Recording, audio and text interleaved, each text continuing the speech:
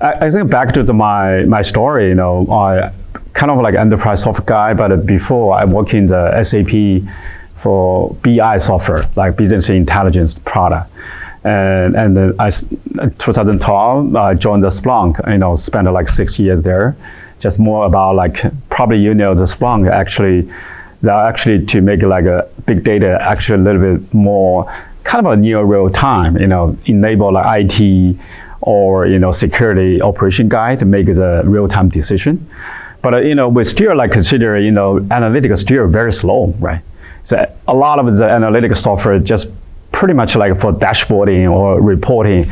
But if you enable like the end user say, make a decision, but it's really hard. So that's why 2 years ago is how, so we consider that's a very great opportunity to make it like a real time and like a latency sensitive application, analytic application.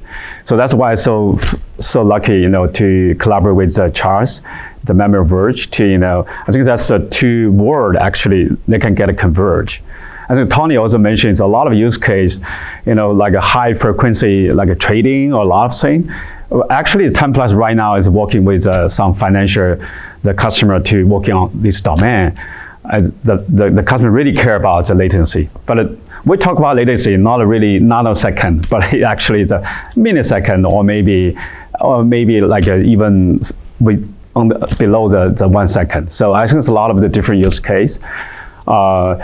So yeah, in general, I just like a very quick introduction about our model. It's not a technology here, just like it's really like a very different database. But we call some industry called a streaming database, or maybe something called maybe not a typical database because not a purely index driven. So it's really like so we call the appended log structure. So that's something very different compared to the index heavy database. The second thing, we introduced a lot of use case. I think Charles also introduced one like a failover, like a recovery use case. But we actually, a lot of the relevant use case, between the CXL and the streaming database. The third item, so we're still like working on this kind of the third item. So we actually really want to deep dive, like a failover recovery integration with a Gizmo. So we have a lot of the early data, but we're still working on that. But in general, like why we do the real time, for our perspective, the analytics is really, we consider that's a real time. Now it's kind of a mainstream. To look at that example, it's just like even the aircraft, for fly like from the San Francisco to London, and when look into the that's a one flight. It's just like a lot of the different dimensions, the real-time data from sensor data, social network data, or IT infrastructure data. It's huge. But if just like for historical reason, you can do a lot of the reporting. But we saw a lot of the customer requirements say how to enable, to do like a security detection, or maybe do like improve the customer experience. A lot of things. We see a lot of the real time is really actionable or valuable, right? So that's something we consider that's a really is big reason when analytics should be go to the real time the stage. But look into the use case. I think we talk about like finance trading, those kind of things. Everybody can understand. But if you go from from manufacturing to transportation or financial or maybe observability, or even for customer experience, right? So I think that's a lot of things. It's just like a kind of just like a new revolution. Consider like a previous like it's a traditional like a reporting or data warehouse technology, but it's just like now it's just how enable different like a business department to make that decision. I think that's something really critical. So for us, so looking to deep dive for technology, I think that's something. It's not a really industry, not a total new concept. For we back to like 2000 or even early stage, it's more about a database. So database But the database at that time just say, okay, so if really like a really long running or maybe large is a query, maybe take like a second or minutes or even hours. But how to enable like continuous query? I think there's a lot of people just around that. So that's something that stage is more focused on database. Second stage is just like probably you guys know the Flink or Kafka or Storm. There's a lot of streaming technology just to handle. It's kind of like an event ordering or later event. A lot of the new model just how to handle the event flow. I think that's a very total different programming model. So that's something we call a lot of the new technology around that. Even Flink, I think that's very de facto the standard for streaming processing. But in the story of it, underneath, actually the real-time stream data is just dramatically increasing. So, but when we talk a lot of customers, just like the customer like the data, the velocity, or or like EPS, like event per second, a lot of the industry actually not totally like a very different compared like 10 years ago. So that's what we see the bigger motivation behind is it's just like how about the new model, right? So I think the streaming processing, purely computing, and also database has a lot of the advantage to handle those kind of for accuracy or throughput, even for throughput part. So that's a way you consider. That's a very great time to consider converge. So that's actually pretty much for TimePlus today. We consider that just like it's kind of the converge. So very just keep simple. So we have like a streaming kind of a real-time tier storage. It's just like append log. And the second tier, like we have historical data at just like they can do backfill, or they can do for like a large throughput analytic. We can connect those data. So that's what we call underneath. We like say it's unified streaming storage. So, but why we make that? Just like we basically try to make it analytic, just really like a real time or low latency. So that's something that technology underneath we actually do a lot of the testing, even like a 10 million EPS, like an event per second. We can keep like even like a 10 milliseconds, something like that. We call it end-to-end latency. So that's something is really like amazing the performance. But yeah, anyway, that's a very high level technology. But just like when deep dive for the streaming processing, for example, like when we handle like 1 million event per second, for this kind of scale or velocity, I think it's how to detect the pattern or detect the insight. I think definitely it's really a challenge. So we just put some example, some like typical challenge here. The first thing is just like a data volume or velocity. So we talk a lot. It's just like particularly velocity. I think velocity is really, for streaming or real-time processing, is really critical here. Just like we actually use a lot of the traditional database, even for Splunk or other technologies, to analyze like a trading data. Actually, we pretty much see a lot of latency. When the data keep coming so fast, analytics is so slow. So it's really like fall behind, for this kind of the data. The second thing is the real-time processing. I think that's something all the use case around the real time is a low latency. So that's something definitely like a lot of you have to like redesign a lot of the infrastructure underneath. So you see a lot of pipeline or index-driven or ETL typically make a lot of sense for analytics. But for the real time, it's really sometimes just like it's too long. Yeah. So if you just take a very long time to processing, or for indexing or create a lot of heavy indexing, actually the data is pretty like obsolete, right? So or probably too old, right? So that's something the second challenging. The third one is fault tolerance. I think Charles just mentioned one use case. Since streaming processing, just like we actually just continues the query. We handle like we catch the new event, But when something happens, if we just like take a long time to reprocessing data, or or maybe like a long time for recovery, I think that's something really hard to, particularly for tolerance. We cannot afford like a long time, like a long recovery time. So that's a third challenge. The fourth item is just like a streaming, particularly for streaming processing. We actually pretty care about like event ordering. Event order, just like when something happens like A, B, C, we care about the sequence. So that's something not really typical the big data use case. But that's really helpful for a lot of the, particularly for event model. So we care about like the sequence. If just sequencing is the wrong order, I can definitely get the wrong result. So that's something is the fourth item. The number 5 is state management. I think state is really critical here. Since when we processing data, or we actually long-running query, so always like a state for each certain granularity, we actually reserve the state. So state is huge for the streaming processing. For example, for a lot of use cases, we like 100 gigabyte or even terabyte the state.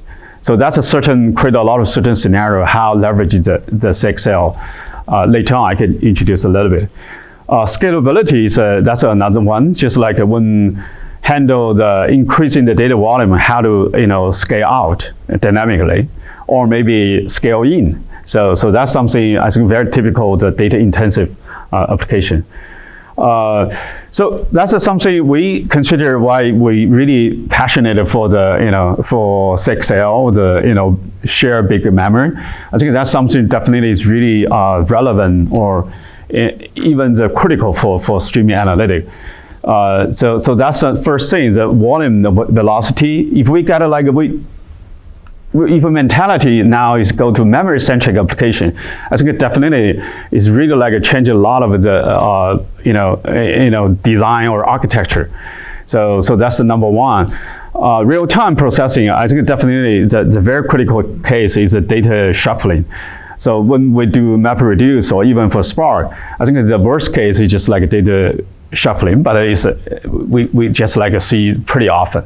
But it's really time consuming. So the second thing. The third thing is just like a failover. So even ordering or stay is definitely just a very critical topic of how TimePlus or stream processing to manage a state. The last one is just like a job rescaling. So I think that's something also relate to memory the requirements here. So talk about failover recovery. So I think that before, just like it's no doubt we are huge in the query state here. So when query is something, we put some query state there. When the node 1 just like maybe it just crash, we switch to some node 2, and node 2 the query state is just like do replica, that put the data for node 2. So that's something a lot of the disk I/O, network I/O here. So that's very traditional, the data intensive application here. So in general, like when we do we integrate the Gizmo or this even the future CXL the memory here. So we definitely like see remove the I/O the bottleneck here. I think definitely like disk I/O, network I/O, we don't want to see that. So that's something definitely is really really helpful for here.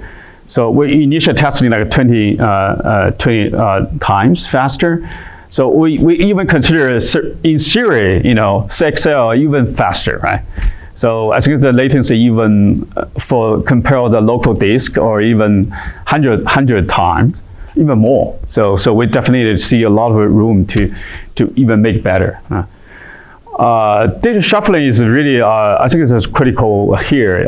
We definitely try to, we really hate that, but that's pretty normal. So the partition is not really handles all the data in the one node, right? So some the node they just calculate some result and they have to serve some some result to another computing job. So that's something really happen pretty often here. So I think that's definitely, we can imagine. So when zero copy, one CXL memory here, I think definitely is really solve the data shuffling the challenge for, I think most of our data infrastructure application. I think this is huge performance boosting. So computing state, I think definitely we talk about streaming processing. Streaming state is computing state is very unique for the like streaming processing. It's not we're not like a database like a traditional database. So we have to keep the state step by step. So state is really even for today for Flink, so it's a lot of customers just like a really big headache is managing the state. It's huge, yeah. And also performance is usually a very bottleneck. So like Flink today, they use RocksDB. RocksDB, that's a lot of tuning to make that happen. So TimePlus, we have to own the state management. So later on, I can introduce a little bit just like how we manage those kind of state. So definitely the state, just we talk about the hierarchy or cache or memory or disk. So it's so complicated for the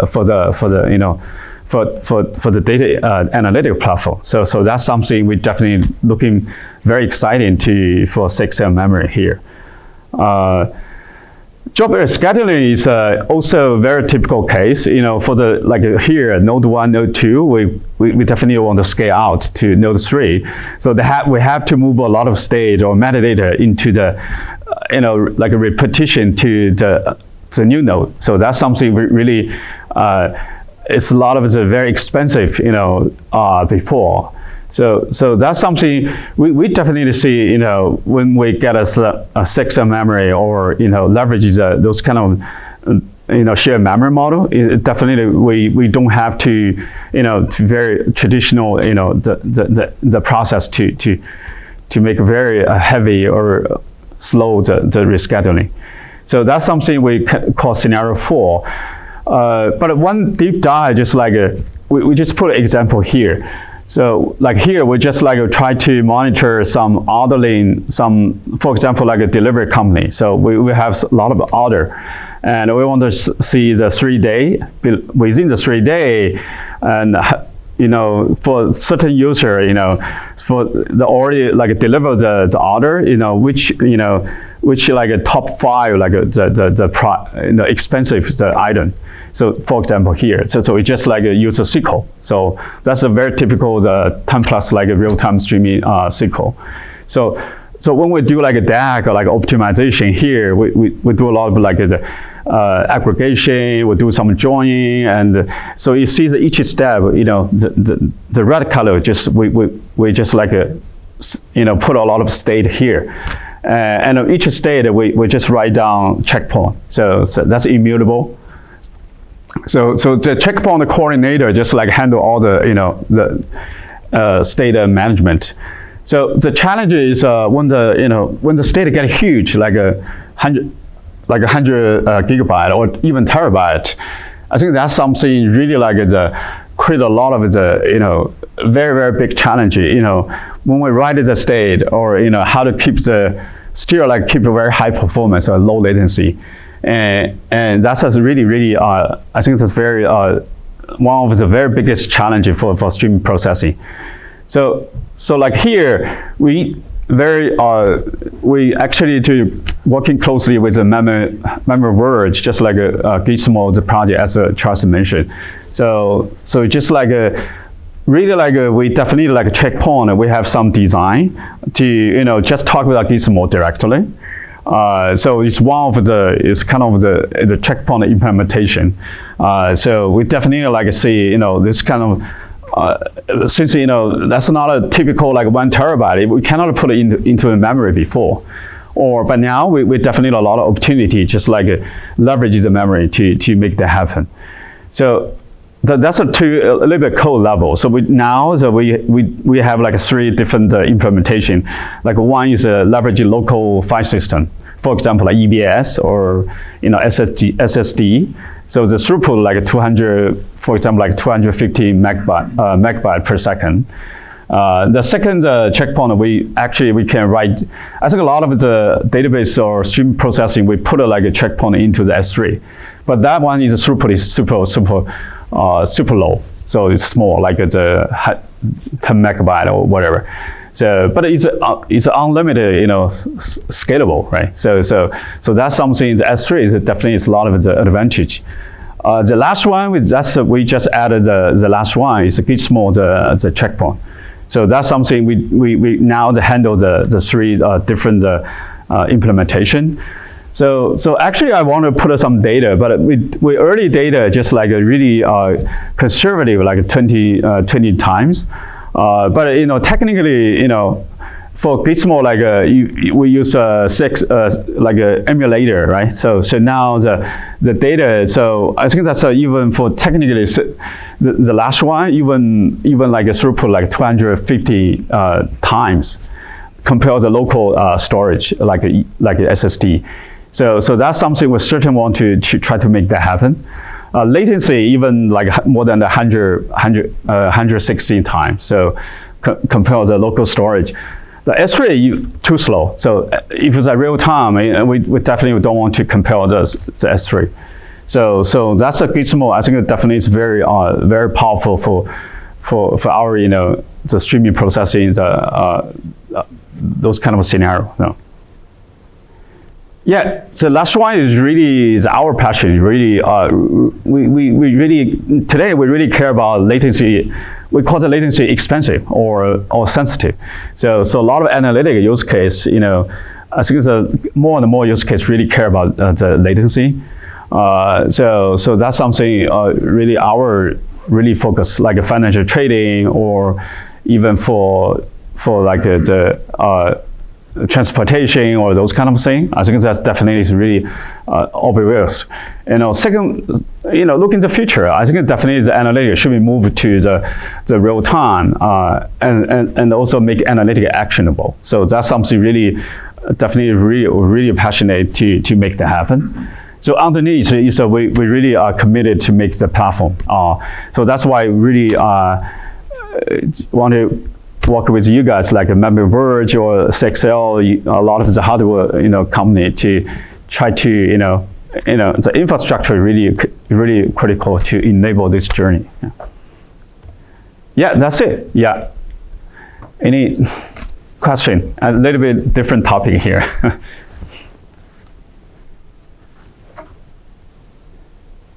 No question? Thank you.